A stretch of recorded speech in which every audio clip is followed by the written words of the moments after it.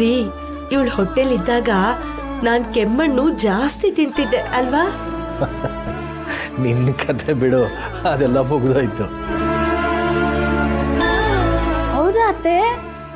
ಓ, ಅದಕ್ಕೆ ಅನ್ಸುತ್ತೆ ಜಾನವರು ಕೆಂಪಗಿರೋದು. ಜಾನವ್ರೆ, ನೀವು ಕೆಮ್ಮಂತೀನಿ, ಅವಾಗ ನಿಮ್ಮ ಹೊಟ್ಟೆಲಿರೋ ಮಗು ನಿಮ್ ತರನೇ ಕೆಂಪು ಹುಟ್ಟುತ್ತೆ. ಚೆಲ್ವಿ, ಅದೆಲ್ಲ ಹಳೆ ಕಾಲದಲ್ಲಿ. ಇವಾಗ ಅದನ್ನೆಲ್ಲ ಮಾತ್ರೆ ರೂಪದಲ್ಲೇ ಮಾಡಿಬಿಟ್ಟಿರ್ತಾರೆ. ಗರ್ಭಿಣಿ ಹೆಂಗಸರಿಗೆ ಏನೇನು ಬೇಕಂತ ಡಾಕ್ಟ್ರು ಮಾತ್ರೆ ರೂಪದಲ್ಲೇ ಕೊಡ್ತಾರೆ.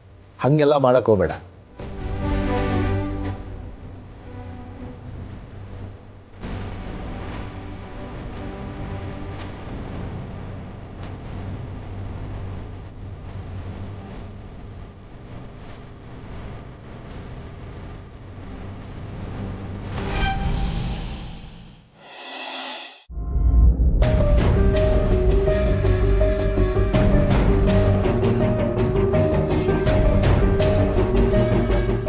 ಏನು ತೊಂದರೆ ಇಲ್ಲ. ಆದರೆ ಈ ಪರಿಸ್ಥಿತಿನಲ್ಲಿ ಅವರನ್ನ ಹುಷಾರಾಗಿ ನೋಡ್ಕೋಬೇಕು. ರೆಗ್ಯುಲರ್ ಆಗಿ ಇಲ್ಲಿ ಕರ್ಕೊಂಡ್ಬಂದು ಚೆಕಪ್ ಮಾಡಿಸ್ತಾ ಇರಿ.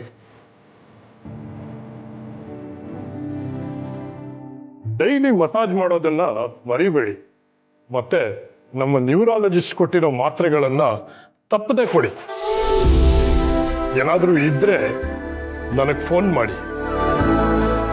ಈಗ ಇವರನ್ನ ಡಿಸ್ಚಾರ್ಜ್ ಮಾಡಿಸಿ ಮನೆಗೆ ಕರ್ಕೊಂಡು ಹೋಗಿ. ಆಗಲಿ ಡಾಕ್ಟ್ರೆ, ತುಂಬ ಉಪಕಾರ ಆಯಿತು. ಅಪ್ಪ, ನಾನು ಹೋಗಿ ಬಿಲ್ ಕಟ್ಬಿಟ್ಟು ಬರ್ತೀನಿ. ಹಾಂ, ಸರಿನಪ್ಪ. ತಾತ, ಡಾಕ್ಟರ್ ಹೇಳಿದರೆ ನೀವು ಹುಷಾರಾಗಿದ್ದೀರಾ ಅಂತ. ಇನ್ಮೇಲಿಂದ ನಾನೇ ನಿಮ್ಗೆ ಮಸಾಜ್ ಮಾಡ್ತೀನಿ. ನೀವು ಮೊದಲಿನ ಥರ ಹುಷಾರಾಗಿ ನನಗೆ ವಿಶ್ವಂಗೆ ಆಶೀರ್ವಾದ ಮಾಡಬೇಕು.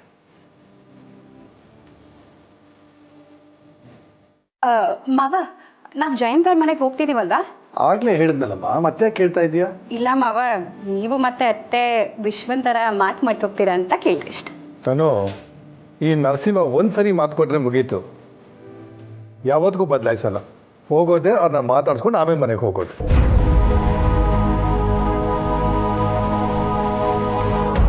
ಅಲ್ಲ ರೀ, ಮಾವನ್ಗೆ ಈ ಪರಿಸ್ಥಿತಿ ಇರಬೇಕಾದ್ರೆ ನಾವು ನೇರವಾಗಿ ಮನೆಗೆ ತಾನೇ ಹೋಗಬೇಕು. ಅದನ್ನು ಬಿಟ್ಟು ಇವ್ರನ್ನ ಕರ್ಕೊಂಡು ಊರೆಲ್ಲ ಸುತ್ತಾಡ್ಕೊಂಡು ಹೋದರೆ ಅವ್ರಿಗೆ ತೊಂದರೆ ಆಗಲ್ವಾ? ಲಲಿತಾ, ನೀನು ಶುರು ಆಯ್ತಾ ಅಲ್ವೇ? ಅವ್ರಿಗೆ ಆರೋಗ್ಯ ಸರಿಯಿಲ್ಲದ ವಿಷಯ ಗೊತ್ತಾಗಿ ಹೋಗಿ ಮಾತಾಡಿಸ್ತಾ ಹೋದ್ರೆ ತಪ್ಪು ತಿಳ್ಕೊಳಲ್ವಾ? ಮತ್ತೆ ಏನು ಕಾರಣ ಹೇಳ್ಬೇಡ. ನಾವು ಮೊದಲು ಜಯಂತ್ ಮನೆಗೆ ಹೋಗಿ ಅವ್ರನ್ನ ಮಾತಾಡ್ಸ್ಕೊಂಡು ಹೋಗೋಣ. ಅಪ್ಪ, ಬಿಲ್ಲೆಲ್ಲ ಕಟ್ಟಾಯ್ತು. ಇವಾಗ ತಾತನ ಕರ್ಕೊಂಡು ಮನೆಗೆ ಹೋಗೋಣ. ಇಲ್ಲಪ್ಪ, ಮೊದಲು ಜಯಂತವ್ರ ಮನೆಗೆ ಹೋಗಿ ಮಾತಾಡಿಸ್ಕೊಂಡು ಆಮೇಲೆ ನಮ್ಮ ಮನೆಗೆ ಹೋಗೋಣ.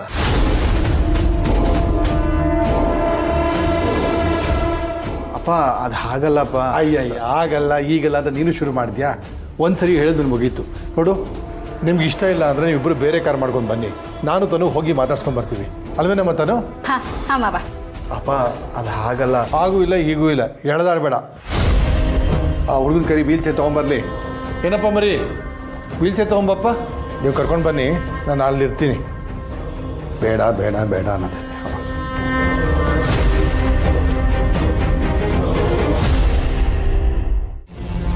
ಇನ್ನೊಂದು ಸತಿನೂ ನೀವು ನನ್ನನ್ನು ಆ ಹೆಸರಿಂದ ಕರಿಬೇಡಿ. ನೀವು ನನ್ನ ಆ ಕರಿಯೋ ಅರ್ಹತನೆ ಕಳ್ಕೊಂಡಿದ್ದೀರಾ. ಏನಂದ್ರೆ ನೀವು ನಾನು ನಾರ್ಮಲ್ ಆಗಿರ್ಬೇಕು, ಏನು ಆಗದೆ ಇರೋ ಥರ ನಗ್ನಗ್ತಾ ಇರಬೇಕು ಅಂದ್ರಿ ಅಲ್ವಾ? ನನ್ನ ಮಗುನ ಕಳ್ಕೊಂಡು ಹೇಗ್ರಿ ನಾರ್ಮಲ್ ಆಗಿರ್ಲಿ ನಾನು? ಇದಕ್ಕೆಲ್ಲ ನೀವೇ ತಾನೇ ಕಾರಣ. ನಿಮ್ಮಿಂದನೇ ತಾನೇ ಇದೆಲ್ಲ ಆಗಿದ್ದು. ನೀವು ಸರಿಯಾಗಿದ್ದಿದ್ರೆ ಯಾಕೆ ಹೀಗೆಲ್ಲ ಆಗ್ತಿತ್ತು? ಪಾಪ ನಮ್ಮ ಮನೆಯವ್ರು ಎಲ್ರೂ ನನ್ನ ಮಗು ಆಗುತ್ತೆ ಅಂತ ಎಷ್ಟು ಆಸೆ ಕನಸುಗಳನ್ನ ಇಟ್ಕೊಂಡಿದ್ದಾರೆ. ಅವ್ರಿಗೆಲ್ಲ ನಾನು ಏನು ಉತ್ತರ ಕೊಡ್ಲಿ? ಅಮ್ಮ, ಇಲ್ಲ, ನನ್ನ ಹೊಟ್ಟೆನಲ್ಲಿ ಮಗುನೇ ಇಲ್ಲ, ನನ್ನ ಗಂಡನೇ ಅದನ್ನ ಕಿತ್ಕೊಂಡ್ಬಿಟ್ರು ಅಂತ ಹೇಳ? ಹಾಗೆ ಹೇಳಿದ್ರೆ ನಿಮ್ ಮರ್ಯಾದೆ ಏನಾಗುತ್ತೆ ಅಂತ ಯೋಚನೆ ಮಾಡಿದ್ದೀರಾ? ಹತ್ರ ಬರ್ಬೇಡಿ. ನೀವ್ ಹತ್ರ ಬಂದ್ರೆ ನಿಮ್ ನೆರಳು ನನಗ್ ಸೋಕಿ ನನಗೇನಾಗ್ಬಿಡುತ್ತೋ ಅಂತ ನನಗೆ ಭಯ ಆಗ್ತಿದೆ. ಎಲ್ಲ ಎಲ್ಲ ನನ್ನ ಹಣೆ ಬರಹ. ಯಾರಿಗೇನ್ ದ್ರೋಹ ಮಾಡಿದ್ನೋ ಇವಾಗ ಅದನ್ನೆಲ್ಲ ಅನುಭವಿಸ್ತಾ ಇದ್ದೀನಿ. ಇಲ್ದೇ ಇರೋ ಮಗು ಬಗ್ಗೆ ಎಲ್ರು ಎಷ್ಟು ಕನ್ಸುಗಳನ್ನ ಕಟ್ಕೊಂಡಿದ್ದಾರೆ. ಅವ್ರಿಗೆಲ್ಲ ನಾನು ಏನ್ರಿ ಹೇಳಿ? ಅದನ್ನೆಲ್ಲ ಕೇಳಿಸ್ಕೊಂಡು ಹೇಗ್ರಿ ಸುಮ್ಮನಿರ್ಲಿ? ಈ ವಿಷಯ ಎಲ್ಲ ನನಗೆ ಗೊತ್ತಿದ್ರು ನಾನು ಅವ್ರಿಗೆ ಹೇಳ್ತಾ ಇದ್ದೆ ಅದು ಮೋಸ ಆಗಲ್ವಾ? ಯಾಕ್ರಿ ನನ್ನಿಂದ ಈ ಕೆಲಸ ಮಾಡಿಸ್ತಿದ್ದೀರಾ? ಯಾಕೆ ಮಾಡಿಸ್ತಿದ್ದೀರಾ?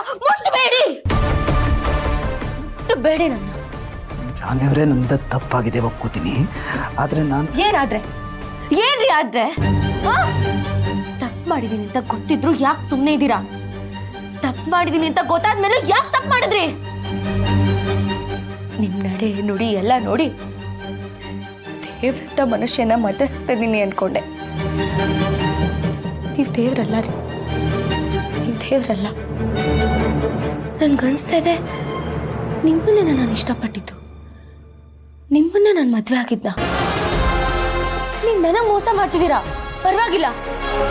ಆದ್ರೆ ಕಣ್ಣೇ ಬಿಡ್ತಾ ಇರೋ ಮಗುನ ನನ್ನಿಂದ ಕಿತ್ಕೊಂಡ್ರಲ್ಲ. ಯಾಕ್ರಿ ಹೀಗ್ ಮಾಡಿದ್ರಿ? ಮಾತಾಡಬೇಡಿ. ನಿಮ್ಮ ನಯವಾದ ಮಾತುಗಳಿಂದ ಆಗ್ಲೇ ನಾನು ಮಗುನ ಕಳ್ಕೊಂಡ್ಬಿಟ್ಟಿದ್ದೀನಿ. ಅಷ್ಟು ಸಾಕು ನನಗೆ. ಯಾರನ್ನೂ ಕಳ್ಕೊಳಕ್ ಇಷ್ಟಪಡಲ್ಲ. ನೋಡಿ, ಇನ್ಮೇಲೆ ನಮ್ಮಿಬ್ರ ಮಧ್ಯ ಯಾವುದೇ ಮಾತುಕತೆ ಇಲ್ಲ, ಬರೀ ಮೌನ ಮಾತ್ರ. ಇವತ್ತಿಗೆ